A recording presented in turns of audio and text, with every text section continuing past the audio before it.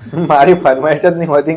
હે ગાઈસ, કેમ છો તમે બધા? આઈ હોપ કે તમે બધા મજામાં જશો. Welcome back to my YouTube channel. હું રોજ સવારે ઉઠીને મંદિરે જાઉં છું.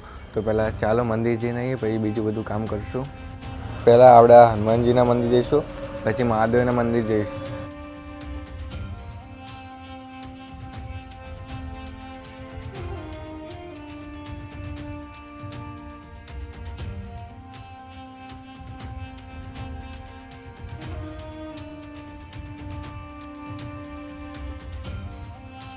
તો ગાઈસ, હનુમાનજીએ દર્શન કરી લીધા છે. હવે મહાદેવ મંદિર જઈશું. જો ફૂલ લઈ લીધા છે આપણે મહાદેવ ઉપર ચડાવવા માટે.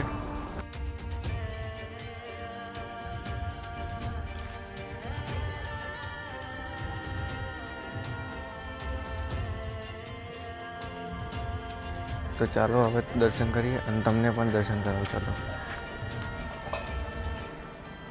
જય ભોલે.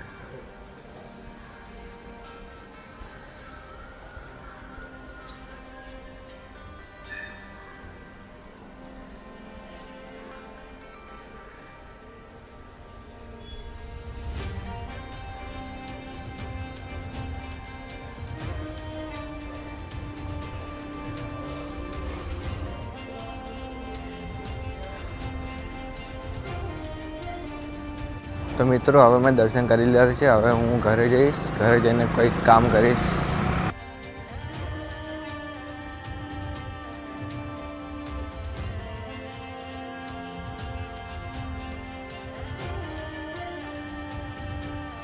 ઠીક છે મિત્રો, હું ઘરે પહોંચી ગયો છું. હવે સાચું કહું ને તો ગુજરાતીમાં વ્લોગિંગ કરવું સહેલું નથી, કારણ કે મેં 10 દિવસથી હિન્દીમાં વ્લોગિંગ કર્યું છે અને આજે ગુજરાતીમાં વ્લોગિંગ કરવાની વારી આવી ને તો ઘડીએ ઘડીએ હિન્દી નીકળી જાય છે. તમે મને કોમેન્ટમાં કહો કે હું હિન્દીમાં વ્લોગિંગ કરું કે ગુજરાતીમાં. તમે જે લેંગ્વેજમાં કહેશો એ લેંગ્વેજમાં હું વ્લોગિંગ કરીશ.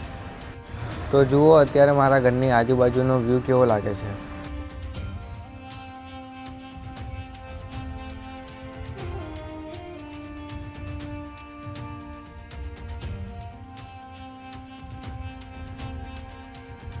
તો મિત્રો, અત્યારે દૂધ ગરમ કરવાનું કામ મળી ગયું છે. તો જુઓ, એ દૂધ ગરમ થાય છે અને મારા મમ્મી આંબલીની ચટણી બનાવવા મૂકી છે.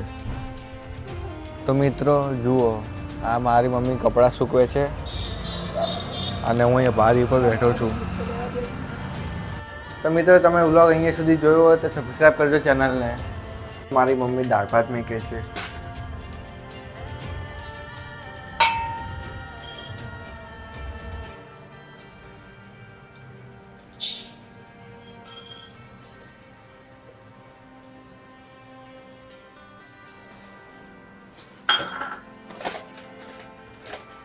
મિત્રો, એક બાજુ ભાત થાય છે, એક બાજુ આંબલીની ચટણી થાય છે અને આ પેન્ડિંગમાં પડ્યું છે હજુ દાળ. શું કરવા? તારી ફરમાઈશ જ ચા ઓછી હોય એમ. મારી ફરમાઈશ જ નહીં હોતી કઈ. આજે આ બનાય ને આજે આ બનાય, નવ રોજ ખાવાનું. ના ભાઈ, હું એવી ફરમાઈશ નહીં કરતો.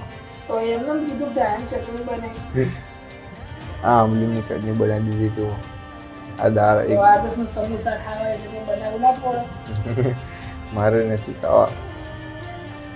તો ગાઈસ, આશા રાખું છું કે આજનો વ્લોગ પસંદ આવ્યો છે. જો આજનો વ્લોગ પસંદ આવ્યો તો લાઈક કરો, શેર કરો અને કોમેન્ટ કરીને જરૂર કહેજો કે આજનો વ્લોગ કેવો લાગ્યો. અને જો હજુ સુધી સબસ્ક્રાઈબ ના કર્યો તો જલ્દીથી સબસ્ક્રાઈબ કરી લો. મળીએ કાલના વ્લોગમાં. Bye bye.